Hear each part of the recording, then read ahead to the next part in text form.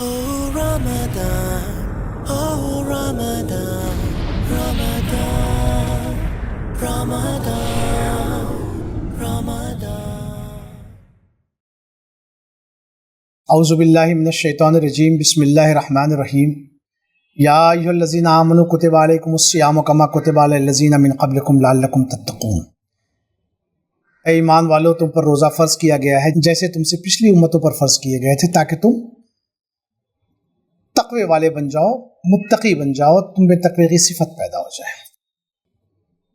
رمضان کا مقصد کیا ہے؟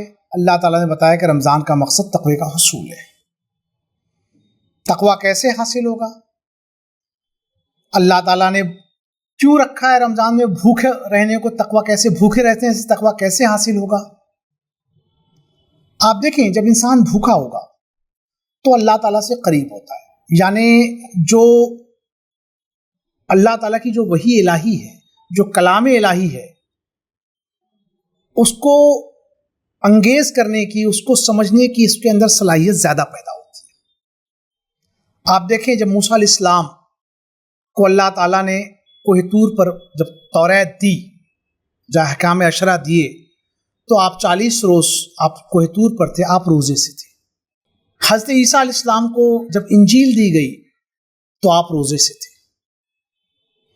اللہ کے رسول صلی اللہ علیہ وسلم پر جب پہلی وحی نازل ہوئی غار حرا میں، تو کچھ روایتوں میں بھی ہے، سیرت میں بھی یہ پایا جاتا ہے کہ آپ جو ہے وہ تحنث فرمایا کرتے تھے۔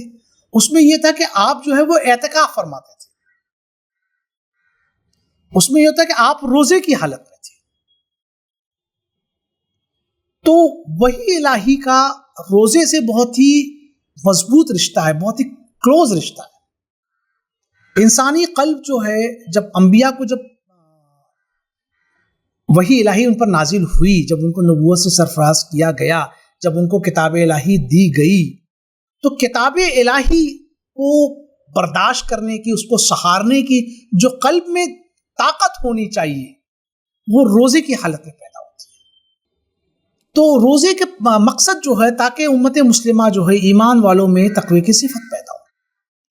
اچھا، ایک اور چیز، روزے میں ہم بھوکے رہتے ہیں، تو اللہ تعالیٰ نے قرآن میں بہت سارے احکامات ہیں جہاں پر جو کفارے اور فدیے کا ذکر آیا ہے۔ وہاں پر یہ ہے کہ اگر تم کو یہ نہ ملے تو تم روزہ رکھو، یہ نہیں کر سکتے تو پھر تم کھانا کھلاؤ۔ یہ بہت جگہ ہے، اسی آیت میں یا ایھا الذین آمنوا کتب علیکم الصیام کما کتب علی الذین من قبلکم لعلکم تتقون، اس کے آگے اللہ تعالیٰ ارشاد فرماتے ہیں کہ وعلی الذین یطیقونہ فدیۃ طعام مسکین۔ یہ منسوخ ہو گئی کہ وہ لوگ جو بدقت تمام بمشکل تمام روزہ رکھیں، ایک روایت میں یہ ہے، تو انہیں چاہیے کہ وہ روزے کے بدلے میں ایک مسکین کا فدیہ دیں۔ بعض مفسرین نے یہ کہا ہے کہ یہ آیت پہلے نازل وہ تھی کہ اگر طاقت ہونے کے باوجود کچھ جو لوگ نہ رکھنا چاہیں تو وہ فدیہ دیں۔ تو یطیقونہ پر وہ بحث پوری ہے، خیر اس میں ہم نہیں جائیں گے، لیکن بہرحال اس میں ہے۔ آپ دیکھیں، قسم کا کفارہ 10 مسکین کا کھانا ہے، اگر نہیں تو پھر روزے ہیں۔ اسی طرح ہم دیکھتے ہیں کہ سر مڈانا پڑ جائے اگر حالت احرام میں کسی بیماری کی وجہ سے، تو معاملہ یہ ہے کہ ففدیۃ من صیام او صدقۃ او نسک۔ اسی طرح ہم دیکھتے ہیں حج تمتع میں قربانی واجب ہو جاتی ہے، تو اللہ تعالیٰ کہتے ہیں فصیام ثلاثۃ ایام فی الحج وسبعۃ اذا رجعتم، کہ حج کے دنوں میں جو ہے وہ 3 دن اور بعد کے 7 دن روزے رکھو۔ اسی طرح ہم دیکھتے ہیں کہ زہار کا کفارہ جو ہے شہرین متتابعین ہے، اگر شہرین متتابعین نہیں ہو سکتا ہے تو 60 مسکینوں کا کھانا ہے۔ تو روزے کا اور کفارے کا، فدیے کا، اس کا آپس میں جو تعلق ہے یہ محتاج بیان نہیں ہے۔ تو یہ ساری چیزیں جو ہیں وہ تقوی کے حصول میں ممد و معاون ہوتی ہیں۔ جو انسانی جذبات جو ہے، جو اپنے اس پر ہوتے ہیں، جب اشتعال پر ہوتے ہیں، جب انسان کا پیٹ بھرا ہوتا ہے، روزہ جو ہے وہ اس کو دھیما کرتا ہے، اس کو نیچے لاتا ہے۔ اس لیے کہ انسان کو جب بھوک لگتی ہے تو اس کو بہت ساری چیزیں کی طرف اس کا دھیان منعطف نہیں ہوتا، نہیں جاتا ہے. لیکن جب انسان کا پیٹ بھرا ہوتا ہے تو اس کو تمام برائیاں سوچتی ہیں، اس لیے کہ وہ بھرے پیٹ ہے. کلا ان الانسان لیطغی ان رآہ استغنی.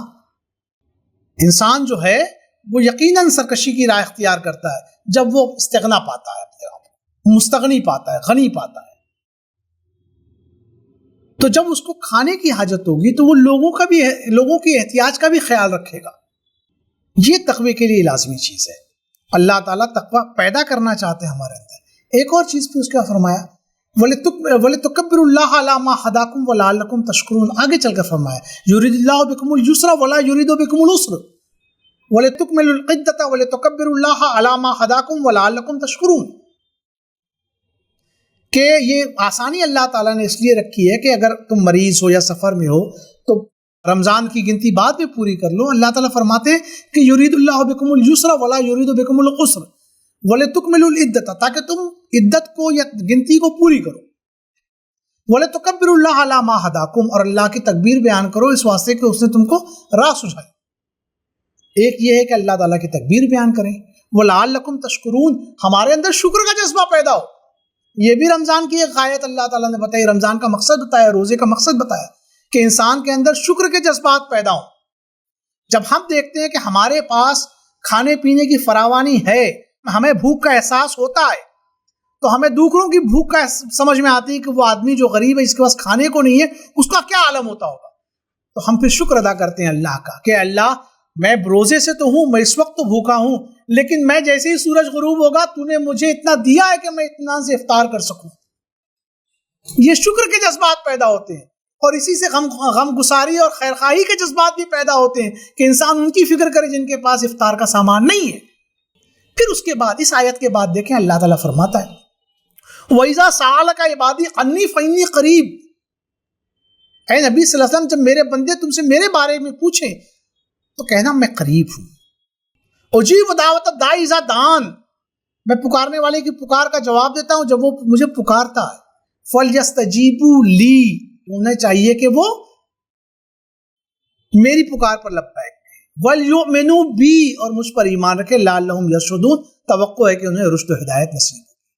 اللہ تعالیٰ اس آیت کے بعد کہتے ہیں کہ وَإِذَا سَأَلَكَ عِبَادِي عَنِّي فَإِنِّي قَرِيبٌ، یعنی روزے کے بعد یہ آیت آئی ہے. سمجھیں اس آیت کو کہ اللہ تعالیٰ فرماتے ہیں کہ میں بندے سے قریب ہوں. جب بندہ میرے بارے میں پوچھتا ہے، جب روزے کے بعد اللہ تعالیٰ بندے سے بے حد قریب ہوتا ہے. اور نبی صلی اللہ علیہ وسلم کہتے ہیں کہ نبی صلی اللہ علیہ وسلم جب آپ سے میرے بندے میرے بارے میں پوچھے تو انہیں کہو کہ میں قریب ہوں. پکارنے والے کی پکار کا جواب دیتا ہوں جب وہ مجھے پکارتا ہے. یعنی بندہ اللہ دونوں کے بیچ میں کوئی فاصلہ نہیں ہوتا. بندہ یہاں پکارتا ہے اللہ کو، اللہ تعالیٰ وہاں اس کی پکار کا جواب دیتا ہے. جو مانگتا ہے وہ اللہ تعالیٰ عطا کرتا ہے. یہ ہے رمضان کی. رمضان میں جب اللہ تعالیٰ کے احکامات پہ بندہ چلتا ہے تو بطور انعام کے اللہ تعالیٰ کہتے ہیں کہ وَإِذَا سَأَلَكَ عِبَادِي عَنِّي فَإِنِّي قَرِيبٌ، کہ جب میرے بندے میرے بارے میں پوچھے تو انہیں کہو کہ میں قریب ہوں. اللہ بندے سے قریب ہو، اس سے بڑھ کر اور بندے کو کیا چاہیے؟ کیا اس سے بڑھ کر بھی کوئی انعام ہو سکتا ہے؟ وہ سارے انعام جو ہیں جو ملیں گے وہ تو اپنی جگہ ہیں، لیکن اللہ تعالیٰ یہ انعام کہتا ہے کہ میں قریب ہوں، اس سے بڑھ کر انعام دنیا میں ہو نہیں سکتا. یہ روزے کا سب سے بڑا مقصد ہے کہ بندہ جو ہے وہ اللہ سے قریب ہو جائے، اپنے آپ کو اللہ سے قریب محسوس کرے. جس طرح جنت کے بارے میں آتا ہے کہ جنت کی تمام نعمتیں جنتیوں کو ملیں گی، اور اللہ تعالیٰ پوچھے گا اور کچھ تمہیں حاجت ہے؟ تو بندے کہیں گے سب تو اللہ تو نے عطا کر دیا، اب کیا کوئی حاجت نہیں. تو اللہ تعالیٰ پھر اپنا دیدار کرائیں گے. یعنی اس دیدار کے بعد جو وہ نعمت ہوگی اس کے بعد جنت کی نعمتیں ہیچ لگیں گی. تو اللہ تعالیٰ رمضان میں روزے میں جو ساری چیزیں ہیں وہ اپنی جگہ بالکل صحیح. لیکن جب اللہ تعالیٰ کہتے ہیں کہ فَإِذَا سَأَلَكَ عِبَادِي عَنِّي فَإِنِّي قَرِيبٌ، تو اس نعمت سے بڑھ کے کوئی نعمت نہیں، اس انعام سے بڑھ کر کوئی انعام نہیں ہے، اس مقصد کے حصول سے بڑھ کر کوئی اور مقصد کا حصول نہیں ہے. یہ اصل چیز ہے جس کے لیے ہمیں آگے بڑھنا چاہیے.